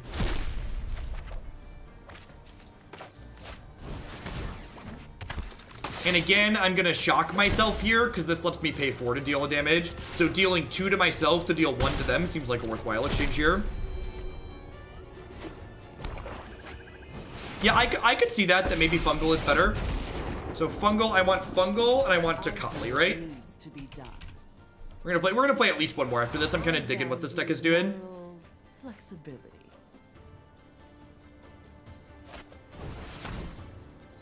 Oh, I could have played the land from under the theater, right? That was a mistake. This lets me play lands, right? You may play cards. Yeah, I could have played the land out from under this. So small mistake there on my part. Ooh, this is, however, great here. So I get to ping them with this, and then I get to play Judge Judy pre-combat here. Yoink. Trigger.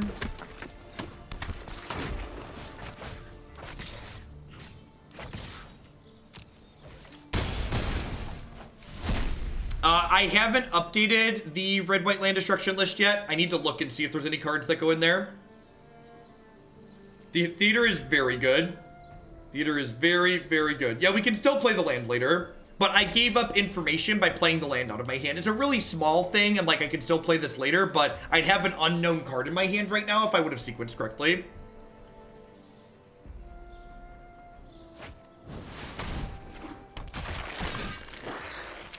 They're actually just dead to theater here. We literally just go activate theater, play land, activate theater.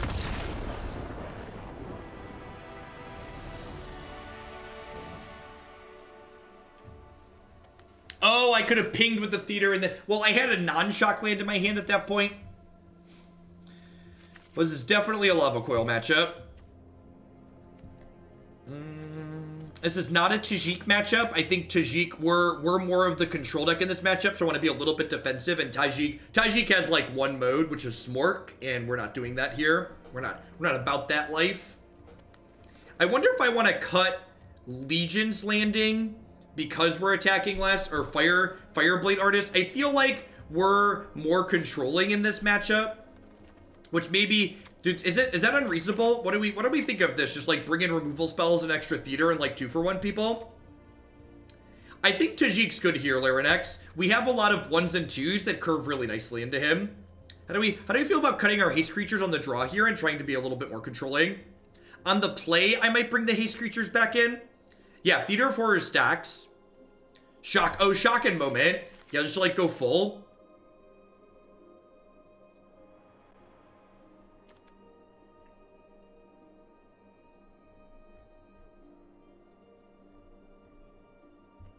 I mean, Hero works with all of our spells, right? I guess I have 10, 14, like I still have 18 here. And like Hero going wide is nice.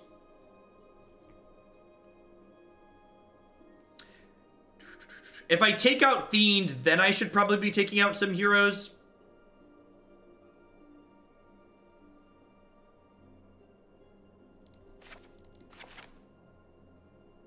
Let's try this. Duggernaut with the 13-month resub. I appreciate that. Welcome back. Thanks for keeping me employed here. That's fair. Yeah, landing does become a lot worse. Maybe that's the trim. Just cut 3 landings. Yeah, I think you're right that I should just cut 3 landings rather than the 2 fiends and the hero. I like that suggestion.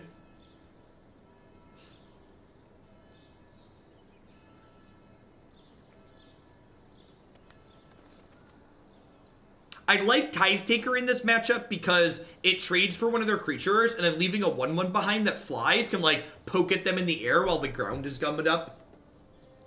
It's like it trades 1 for 1 and then allows us to like slowly close the game out.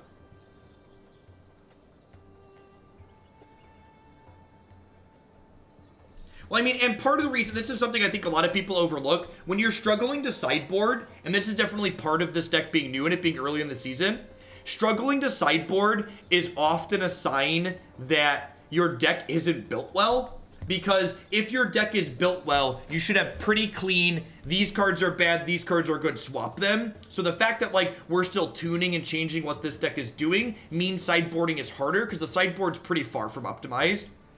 I know I don't think heroic reinforcements needs to be the first cut. Making 2 1/1s is reasonable, and even though we are more controlling, we do need to actually kill them at some point. So like we can get the board state to a spot where like we've reinforcements and attack for lethal.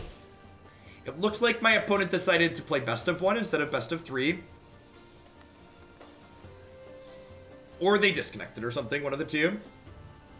You think response resurgence might be needed for a blowout? I don't think so. Like, the problem with that, like, you're never killing Niv meaningfully with that card.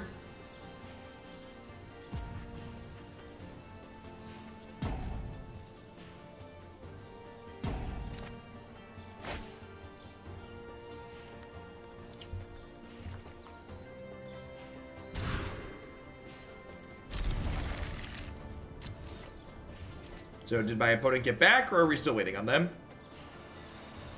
I think it was the servers, yeah.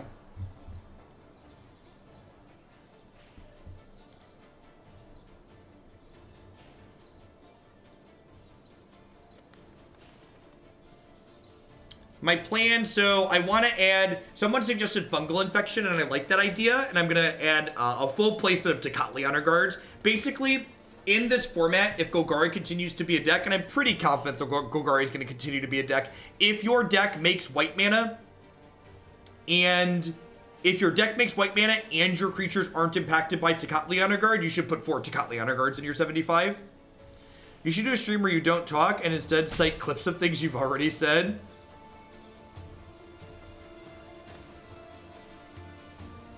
Yeah, I agree, Anner. I feel like post-board, in a matchup like this especially, we can, like, position ourselves where we can be controlling, but then also pivot and close quickly when we're ready to.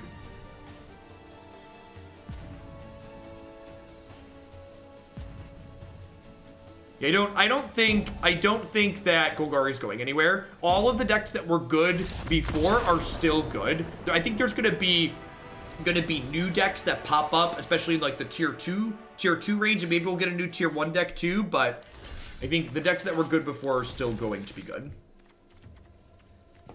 All right. Let's put a pair of fungals in here, and then how am I fitting 4 Tocatli?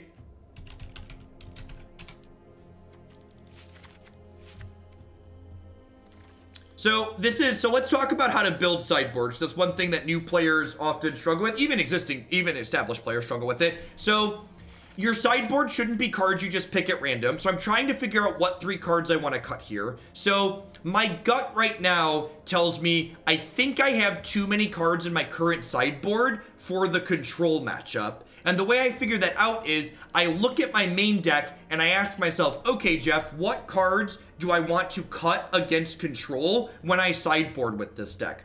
So Mortify is an easy cut, right? Like Mortify is a removal spell that's not amazing against control. I want all my cards to be proactive in that matchup. All right, what else do I want to cut against control? Boros Challenger, maybe, because this team wants other things in play and it's kind of slow. Maybe Footlight Fiend. So I have 4 cards, maybe up to 8 cards, but really, I think I want to keep some number of the Footlight Fiends just so I can curve out consistently.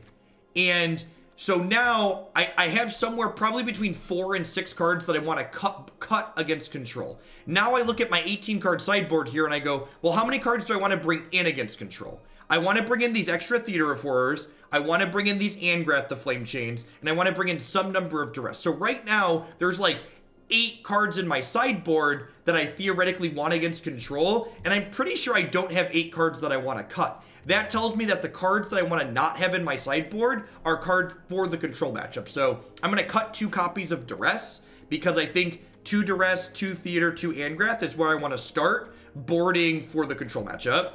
So we have Fiend, Boros Challenger, Mortify, cut 2, 2, and 2, and try 6 there. And then these other cards are kind of flexible. I'm pretty sure I want to start with 4 of this. So maybe go down a Lava Coil and split these a little bit. Try that out. When I have one of these 2, I think I want to start with 4 of that, though. All right, so let's play one more match with the Tecatlis. Maybe let's get really lucky and queue. Oh, let's update the stream decker. Let's get really lucky and queue into black green. And that's one of the ways when you have a deck. So it's tough to do when you're really early in the format, when you don't really know exactly what you're playing it. But once the format shapes up and you have an idea of like what are like say the 5 most popular decks in the format, before you're even playing the matches, you should sit down and think about how you want to sideboard in those matchups. Because if your ins and outs don't line up, it probably means your sideboard's not constructed in a good way. What's going on, Gordo? Beast beats working. Thanks for the 10-month resub. I appreciate that. Welcome back. This hand lacks red mana, but it's got 2 plays guaranteed. It's got a 3rd play even if I draw a non-red land. And if I draw a red source, this hand is very good. So I'm going to keep this. It's a little bit speculative, but I think it's fine.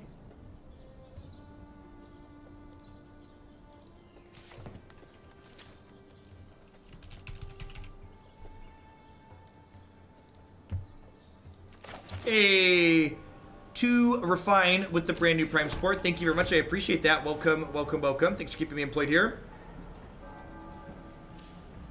Would I be willing to play Vanifier Pod in Modern? Definitely.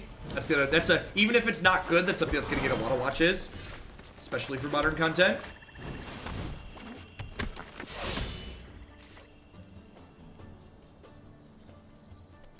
All right, so hoping to rip a red source next turn. Honestly, we're hoping to draw land, right? So we can go Tajik into Heroic Reinforcement. Tilt. Hero is great. Hero has been really impressive, Chris. Thanks for the 32 months. I appreciate that. Welcome back. So we could get our wish of testing out the Tecatlis this game. There's a good chance this is like black, green, splash red. We'll see a little bit more here, hopefully, as the game goes on. Double hero is good. So, like, as far as, like, lands that weren't a red source, draws that weren't a red source go, that one's probably towards the top.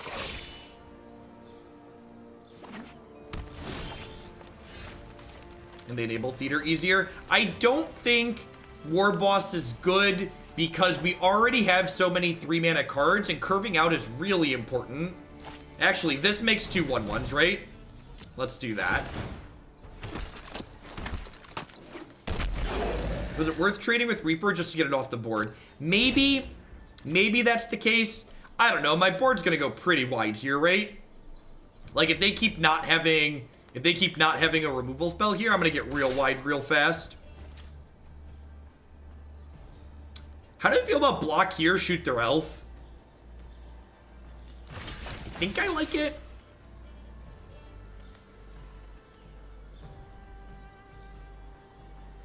I could double block here too and force them to adapt, which uses their mana for the turn.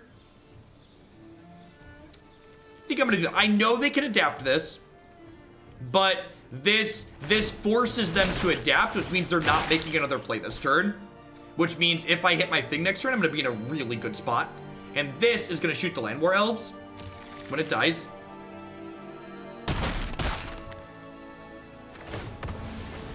So we're not in a great spot because we're stumbling here, but again, just making the best of the tools that we've been given. If we hit a red source next turn, we could curve out very nicely.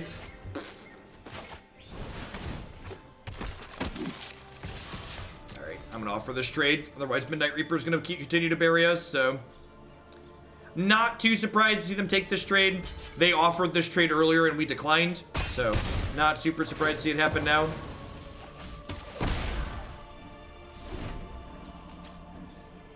Theater is a 3-drop. Theater is a card that we want to play ASAP in the games where we want it, so that way it can start drawing cards as soon as possible.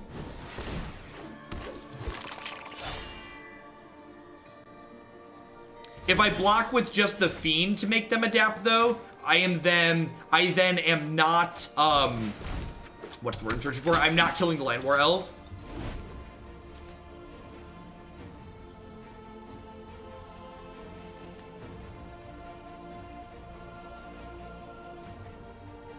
I'll highlight and upload the sideboarding advice to YouTube as its own separate clip. was about sideboarding advice was about at 4 hours and 50 minutes or so.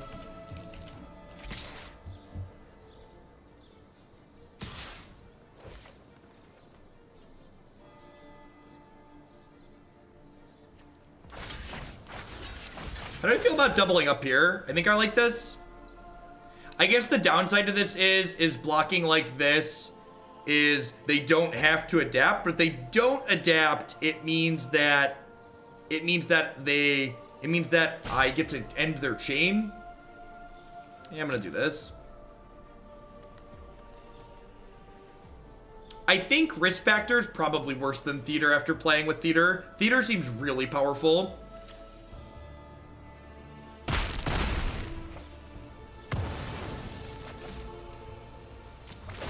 The Sultai Fish deck was pretty disappointing yesterday.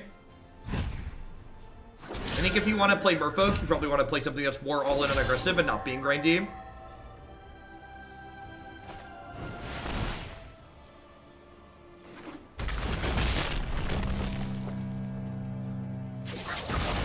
I'm going to concede at this point rather than show them that we have red cards. Thoughts on Light the Stage? Light the Stage gives you a small burst. Theater gives you a lot of grind. I think Theater's really impressive. So they're not playing a traditional green-black style deck, so Tecatli does not seem great. I think I want Lava Coils here. It kills a lot of their stuff.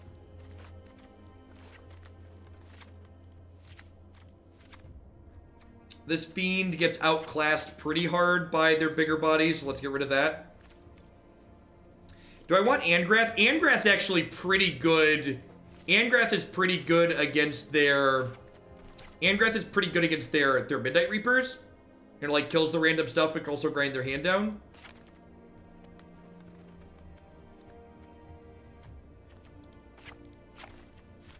Boros Challenger doesn't attack super profitably either. Let's put one more theater in. Let's try and go a little bit bigger. Let's go a little bit bigger. We're almost like a real stream map, man. The hype around the new set is crazy. So I don't normally stream on Saturdays for people that are my regular viewers, but I am going to be live for like 8 to 10 hours tomorrow too, doing all new standard again. So we're going to be doing a ton of fantastic standard content on this channel until we figure out what in the heck's going on in this format. Deal.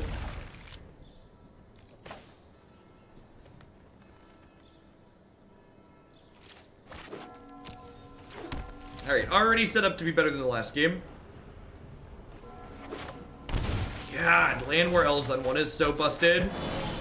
This is why Groll was great, by the way, yesterday. People kept asking what's the best deck felt like so far. Land War Elves is real good.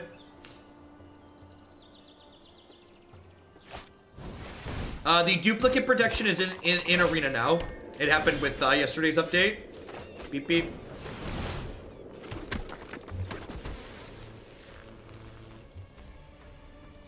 Thanks, Tanner.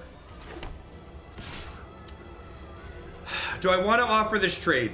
I think I do, because if this turns into a 4-4, I'm going to have to pump the brakes all around. Duplicate protection is you can no longer open a 5th copy of a card you already have 4 of in Arena. It instead gets replaced by another card that you don't have 4 copies of the same rarity when you open a booster pack.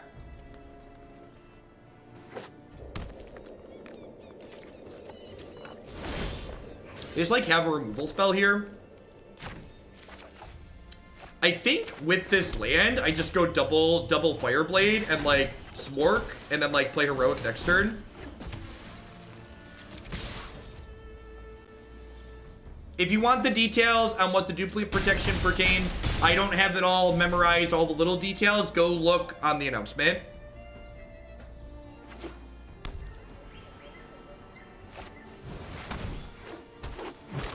They're dead, right? Because this card's busted.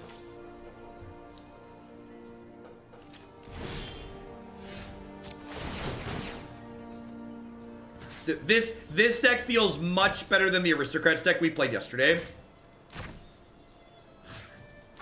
Would you play Theater over Frenzy, the Rakdos Burn deck? Yeah, definitely. Theater's been really impressive, and Frenzy's been really clunky. Boop, boop.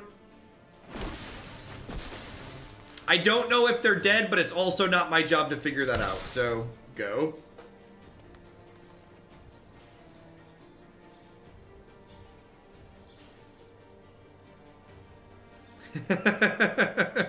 Smush.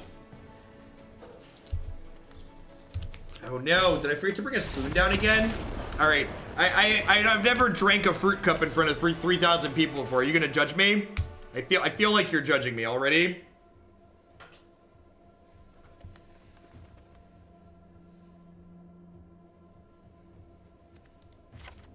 I think I'm gonna cut all of these on the draw. We're definitely just like not gonna be in a position to be attacking. Judgment being dispensed. You won't have to listen to me slurp, at least I have the decency to mute. What's the matter with you? Never seen a grown man tongue a fruit cup on live internet television before? Come on now.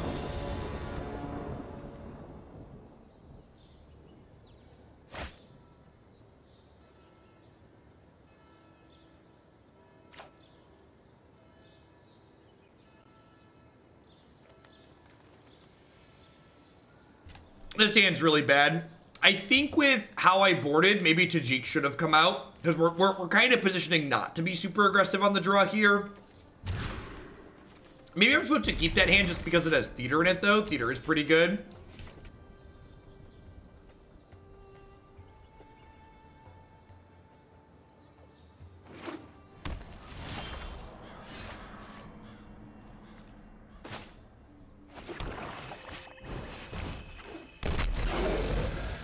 Man, I wish I could upvote Twitch comments because this stream has turned into a theater of horrors. A plus wordplay, my friend. A plus wordplay.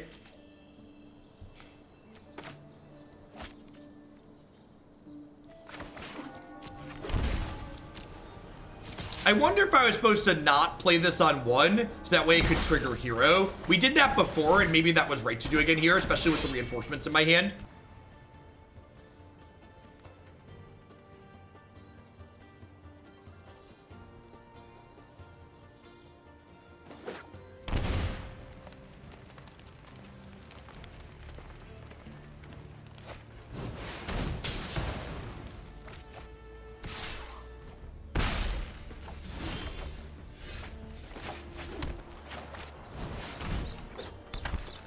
Are these my brews today or viewer submitted? It's a mix. So a lot of the decks that we're playing, people donated for me to build a specific archetype and then I build it. But other ones are people submitted and then we're tuning and iterating on them.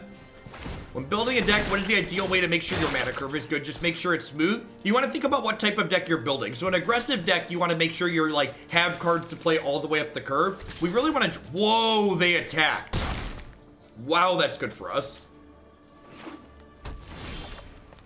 Huh, so if I beep beep with this, we hit for 6, 7, 8, 9. Yeah, never mind. Never not. Beep beep.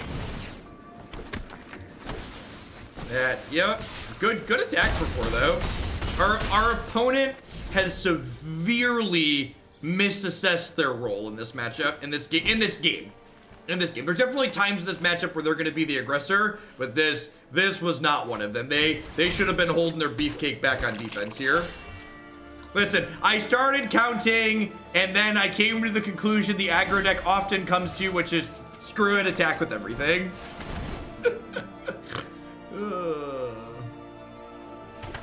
They're racing us, and they're not going very fast. Yep. Listen, I'm gonna save you the charade of counting here and just do this.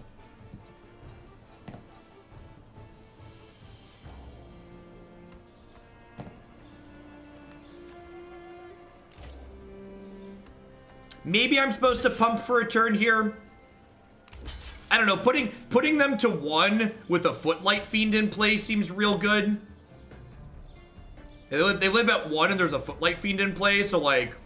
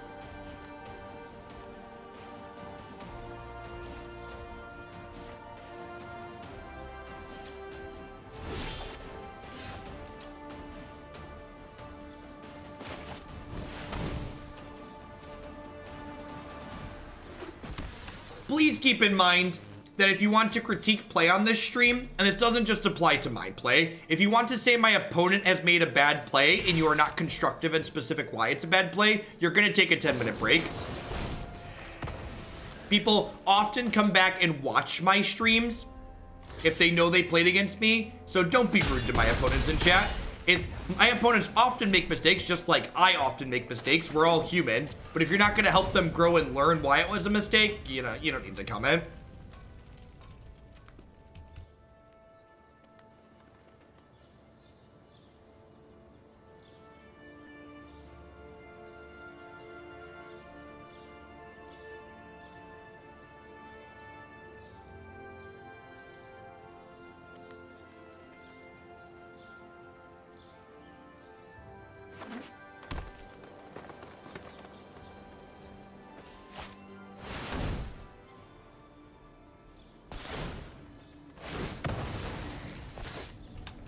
I applaud you, opponent.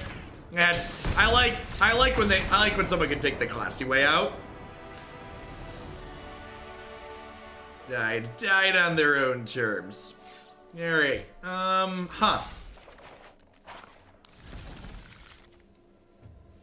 Do you have a guide for players looking into 60-card short cards? I do not have a generic constructed guide. Maybe that'd be something worth writing at some point. I need an article topic for this week on cool stuff. I need some generic intro guides to Magic Constructed would be good. Lord knows I play enough of it to write some. We already played the Blue-White Friends less more. So the decks in the stream tonight are the ones that we have coming up. So to wrap on Mardu, again, just like not focusing on the specifics of this deck so much as trying to look at kind of generically individual cards, things that felt like they worked, things that felt like they didn't work. This card is really good, like really fantastically good, and you should play 4 of them because your second Judith deals 2 points of damage still, and when they kill your first Judith, you always want another Judith. Theater of Horrors. This card was great. If you ever played with Outpost Siege during Con Standard, this card has a very similar feel, and it costs 1 less mana, and it deals damage to your opponent, so very, very good. I was impressed with this card. I expected very little, and this card delivered the goods. It's a card that is another body for Judith. It's a multicolor card that triggered Hero of the Precinct One, which this card also felt reasonable. I wouldn't be surprised there's other homes for this card as well. But yeah, I'm pretty happy with where we ended up at here, honestly.